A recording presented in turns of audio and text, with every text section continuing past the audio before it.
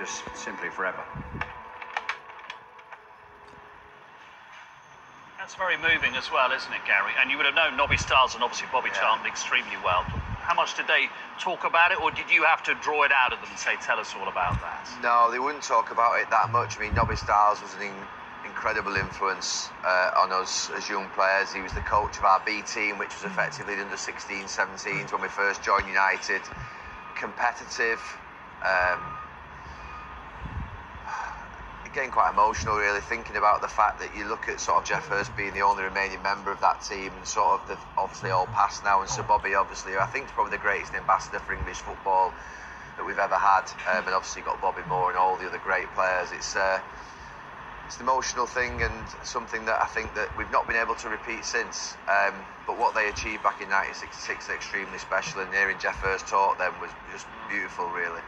And to see Jimmy Greaves' face, you're a striker.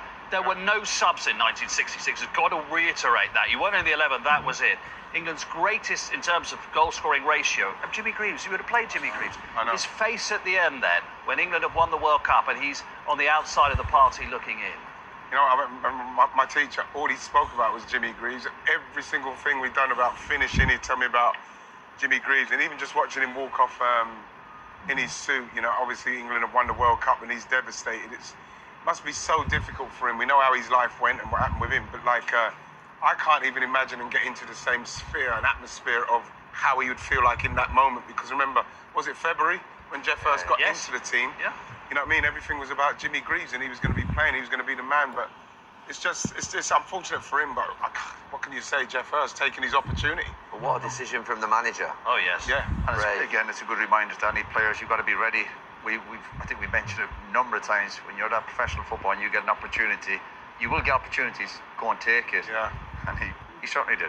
Roy, to what extent, living in England as long as you have, and obviously playing in England, to what extent do you think 1966 has become a bit of a curse for English football? Because we talk about it so much, every other major football nation in the last 25, 30 years has won something, and respectfully, some who aren't, like Greece won the Euros, except England. Yeah, I don't know about the curse. I think obviously if you're born and reared in England, you should be proud of that achievement. Has it added pressure to the players over the last few tournaments? I think they should embrace that. I think sometimes maybe it's an excuse, and no, I think they should be proud of it and get on with it and embrace it, and not feel it's a pressure. If you look at them players and go, well, if they can achieve it, and England over the last few years have had enough quality, why haven't they done it? There'll be a number of reasons for it, but use it as that should maybe spur them on, not put too much pressure on them. I completely agree with Roy there. I think I've been to many tournaments with England, and the expectation that is on us because of the standards that previous great teams have set, and the 1966 team being a pioneering team.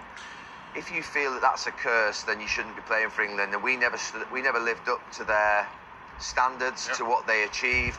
You should be inspired by the past. You should be inspired by success. And it's a failure in mentality when you start to look to the past when it's been successful and say, oh, they caused it, they're causing us a problem because we just get, you know, compared to them. That's not the attitude of a winner, and we were unfortunate. It's the biggest failure that I look at in my football career is the international performances of the teams that I played in, that we were never able to go and do what they did, because England demands it, it needs it, but so does every other country, and that's the problem. Of course, and the demands are getting higher and higher, and the standards are getting higher and higher. Right, we'll be back at the Azteca for the second of today's opening ceremonies very shortly. Before that, the first of our ITV7 football competitions with £1 million in prize money on offer throughout the tournament. Today, a chance to win a £25,000 jackpot, easy to enter. You can download the ITV7 app or go to itv.com/ITV7 and answer 7 questions. Entries free. You must be 18 or over to enter. The app is available on iOS and Android devices. You can only enter once per match. Entries close at kickoff. So if you think you know what it takes to know the full-time score or who will get the first goal, then do give it a go.